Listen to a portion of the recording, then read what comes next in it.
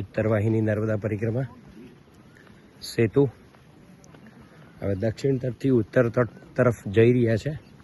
ગોપાલેશ્વર 3જા નંબરનું શિવાલય હતું. 4થા નંબરનું શિવાલય જે છે મણિનાગેશ્વર, એ તરફ અમે જઈ રહ્યા છીએ. નર્મદા મૈયાનો સરસ મજાનો ફ્લો પ્રવાહ વહી રહ્યો છે.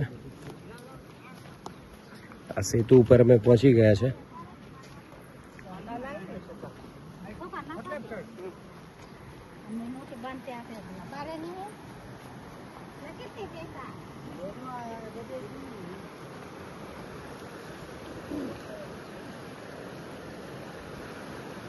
નર્મદા જળનો જે ધ્વનિ છે, અવાજ છે,